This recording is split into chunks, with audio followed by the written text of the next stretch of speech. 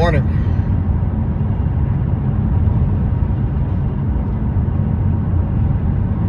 Love you, Randy. I want to talk about my disease, about my problem. I had a conversation with somebody yesterday, and I want to talk about this. See, for the longest time, I just assumed I had a drug problem. Couldn't stop using. You know, when shit got heavy, I went to pot or alcohol or the heavier stuff. And it wasn't like the heavier things got, the heavier the stuff I used. No, that's not how that worked out. Once I got to the heavy stuff, the pot and the alcohol seemed boring. For a long time, I just used pot. And you know, I played games, hung with the kids, you know, cooked, drank wine, but paired it with my food, all that good stuff. You know, the things that people who don't have a problem with the hard shit do. And they're fine. Eat a couple edibles, joke, watch TV, pass out, go to work. All that stuff I did. But there were times when I was younger that I did heavy stuff and I could handle it. Never once could I not handle it. I couldn't quite understand why some people couldn't. But I get that now. So, once things got really bad for me, you know, as the go-to for everybody, well, he has a bad drug problem. But the reality of it is, when you take away the drugs, I'm left with myself. And I had to learn that in this program. You know, doing all the things that I do, yeah, I stayed clean through it all. But what I had to realize is drugs were a symptom to my problem. You know, and when I was younger, all the way growing up, I couldn't quite understand what was going on. Drugs helped me not have to worry about that anymore. So, if I just took away the drugs and I just went about life normally, eventually, if I don't work on the things internally, I'd go right back to them. And that's been the case. I obsess over them. Saying I'm an addict isn't just about drugs. Saying I'm an addict is about my character defects and my way of thinking. And the reason I know this is because when I take away the drugs, I act out in other ways that are like drugs. I obsess over shopping, eating, watching too much TV, flipping through my phone, you know, doom scrolling. All of that, too much chess. Too much of anything. Like, I can't have just a little bit. I have to have it all. And I need more. What a sponsor does for me is a sponsor helps me work through the steps so I can uncover the real problem, which is me. The way I think. I'm always going to think a certain way. So it doesn't change that. What it does is it helps me acknowledge that when I'm doing it, I'm acting out on it. It gives me a better sense of awareness, self-awareness for myself. I couldn't quite explain this yesterday, and I was a little frustrated with myself because I couldn't quite explain it. And so I've been thinking a lot. You know, I was in the gym and I was thinking, you know, why couldn't I answer that question better? And I realized I forgot, you know, the basics. Once I decided to make a decision once I decided to not use anymore, it had to be only about drugs. That has to be the main focal point. But as I continue to progress, I have to understand that, okay, I've got a little bit of time away from the drugs. Now let's figure out what other areas of my life are unmanageable. And how can I apply the things I'm learning in this program to those things? You know, because I obsess over things. And if you're not sure what that means or how it works, do me a favor. Take your phone, put it in your drawer, and don't fuck with it for 24 hours. Take your phone, leave it on your dresser, and head to work. You know, we'll say, well, we need our phones because of our job. Not everybody needs their phone for their job.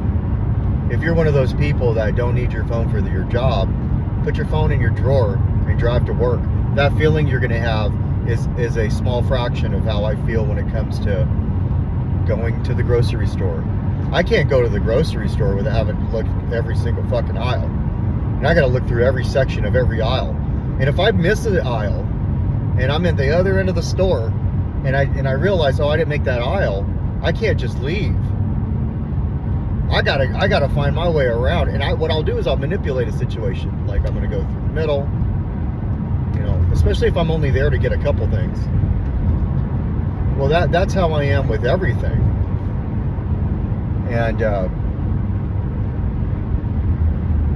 And what ends up happening is a series of those things in terms of bad behavior gets so bad to a point where it's like, you know, maybe I lied to this person or that person, and all I do is think about how I lied, and I don't make an amends, or I don't make it right, you know, or I don't call myself out. All I do is think about it, and guess what drugs do? They stop me from thinking about that. And then another storm is created. And so for me, it's not just abstinence of substance. It's working through the way I operate, so I can be a better me for my kids, so I can be a better me for my job, so I can be a better me for society, for my family, for my sisters, for my brother, for the relationships I'm going to have, so I can be more present in the moment. I don't have the ability to be present in the moment if I've got all this shit going on. I know a lot of people don't have that ability either. I just think a little bit differently, and then weeks will go by and I can't stop thinking about this one thing. I'll give you a good example. If I go through, I find myself ending up in shoe stores and clothing stores when I don't have the money to spend, but I'm just going to go look, right? I'm just going to go look. And then I find something that I want, and I think about it every day, sometimes more than just once, until I have it. And I don't even need it, you know. And what I do is I create a need in my head of why I need it. So I'll say, well, you deserve it, you've earned it, you know, like. And I just keep doing that until I actually go get that, you know. And so the program helps me. Sure, my clean date and the time that I say I've got this much clean time is evident to where I was in terms of it was madness and I couldn't stop using. But if I want to get better, right, if I want to get better, then I've got to work on those things, and that's what the steps have me do. The steps ask me questions about my compulsive thinking. The steps have me unlock things that maybe I put in the back burner, you know, like maybe I did somebody wrong and I just throw it in the back, so I don't have to think about it. And if I throw it deep enough back there, because I'm not going to be able to, like, you know, throw it away. If I throw it deep enough back there, shovel it up back in there, then I, you know, out of sight, out of mind. But the problem is, eventually it comes back in as a thought, and then I'm just like, damn, you know. So what the program is doing for me right now, currently with 6 months in, is giving me the ability to function with all of the stuff I have going on right now in this season of my life. and it'll help me in the next season of my life as well. You know, and it'll help me acknowledge a bad behavior. Oh, you're acting out on a bad behavior here. You're obsessing. I can do that over people, or I want to keep them, and I don't want to let them go because they seem so good for me and so right for me. So what I'll do is I'll manipulate a situation or in my head, and I have to acknowledge that for myself. So, you know, this is a little different than what I normally record, because I usually record like how I'm going through my things. But this was more of an explanation of how I think, how I operate, how I act.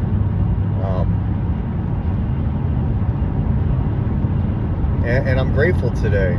I'm grateful today that I have the ability to do that. I have the ability to sit back and say, oh yeah, I'm obsessing over this, to the point of there's some unmanageability internally. Unmanageability doesn't have to be a messy house. It can be a messy mind, you know, based on a specific thing.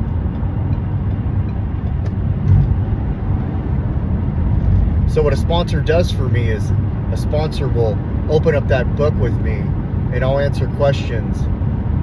They'll listen, and they'll give their take on my answer, and they might also say what they answered that question like, or they'll just move on. If it's something that's really bothering me in terms of the question and they notice that, then they'll ask me questions. They might make some suggestions. And if it's a good sponsor, they won't suggest something they know nothing of. You know, if it's a good sponsor, they won't tell me to do something that they have no idea. You know, if it's like a mental health issue for me, they're not going to just say, well, this is how you need to handle it. They may say, well, it sounds to me like you might need to seek help for that. You know, and all they're doing is helping me uncover the things that are deep down inside myself. My shortcomings, my character defects, and understanding to something greater than myself, to help me get an understanding on my journey. They're not giving me the answers. They're helping me find my answers. They're helping me unlock they're pointing me in the right direction to find those answers as well. So today is a good day. I had a good weekend. You know, I took Lucy to the dentist, and I'll have to take her back on Saturday. I went shopping. I washed my clothes. Went to the gym. Hung out with Shayna. Connected with a friend in recovery. Went to my sponsor's 26th birthday. 26 years clean. Cleaned the house, or at least, you know, as much as I could, as best as I could. And it got my registration, my tabs, so I'm not rolling around, you know, obsessing over that, worrying about that.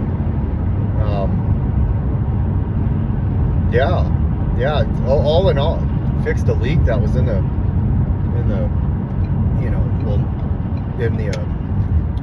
garage. Hung out with my daughter, watched a movie, fell asleep for 20 minutes. It was a good weekend.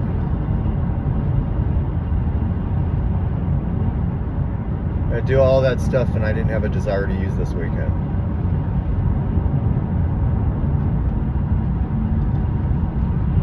So yeah, I'm truly grateful that I'm in the place that I'm in. I love how determined I feel. I love how focused I feel. I love how my body feels. You know, I ran a lot this weekend on top of working out.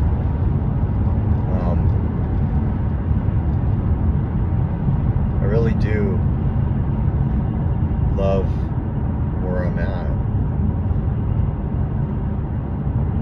And so, if you're wondering if this thing that I'm talking about in all these videos is the way to go.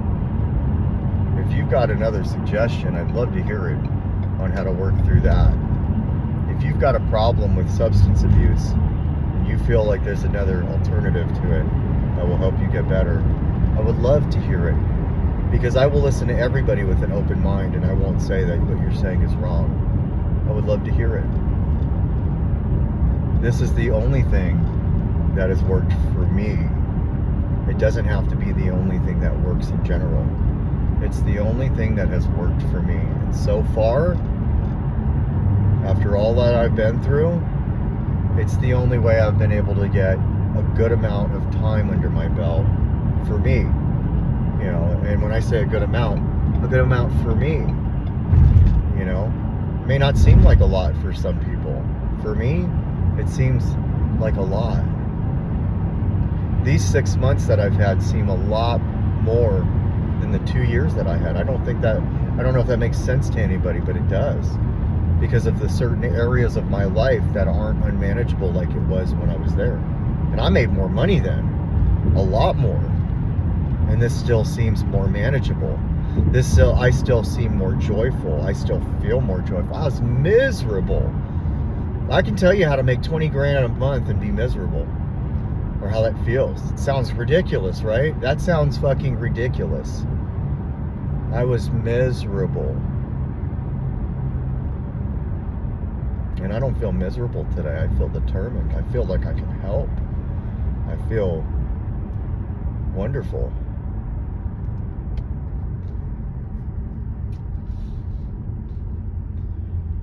It's all perspective. So, if you're just coming across this video and you're not sure what to do, I'd say give that a shot. You never know. You might fuck around and do better. It may not be for you. Here's the beauty of everything. You don't have to do anything. You can try whatever. And if it doesn't work, you don't have to stay doing it. But what if it does? You know, we're so used to saying, what if it doesn't work? That we don't try. Yeah, I heard this phrase a long time ago. You know how they say ready, aim, fire? The phrase I heard was ready, fire, aim. Some people spend their whole lives aiming and they never take a shot. I like the idea of taking a shot and then looking and seeing the adjustment you have to make. So ready, you get ready. You take the step you need to do. Take a shot, fire, and then aim. Adjust it accordingly.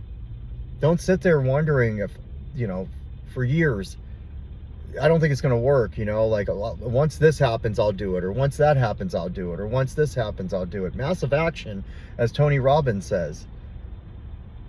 You know, massive actions. If you are uncomfortable with your situation, change it immediately. Meaning right now.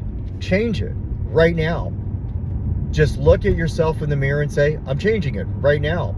If you don't feel like you can, well, doing the same thing you've done may not be working for you too well. Change it right now. Make the call. Make the call right now. It's amazing how when you make that call, and you know what I'm talking about, when you make that call, and then you do the next thing, and you do the next thing, how your life starts to change dramatically. And they may be small things. Make the call. Tell someone. Tell your work. Tell your family. Just do it. You're not hiding anything. They already know. I promise. They already know. You know, they already know. Because they knew you how you were, and they know how you are right now. There's no hiding that. You don't get away with anything in the universe. You don't. You never get away with anything. You might think you did, but I promise you it pays back tenfold in other areas of your life. Make the change. Make the call. Do the thing. You never know. You might fuck around and save somebody's life in the future after saving your own. So, that's pretty much what I got. And I love you. Even if I don't know you, and if you don't believe me, come meet me. I'll show you. I'll show you. I'll greet you with a hug. You're wanted, needed, and loved. I say that because they say it to me all the time. And when I was in that first meeting right out of treatment, and my palms were sweaty, and I saw these people I recognized back when I had a couple years clean. None of them said, oh yeah, you're gonna try it this time, we'll see how that works. I didn't even feel like they thought that. I have felt like other people have. But it's not about what people are thinking, it's just about what you're doing. Go against the grain. Pretend everybody is thinking negatively and do it anyways. That's called courage. There's no courage in hiding out and putting yourself in a darker pit. That's just called survival, and that's called grit, and that's okay to have. But apply that to actually changing your life, and you never know. I will say this, it will get different. And maybe different is all we're looking for right now. I'm not going to sit here and say it's going to get better. It may not, but it'll get different. And maybe you're just tired of it being the same over and over again, week after week, day after day. Same old fucking shit, man. Can't get a win. Things just are crashing.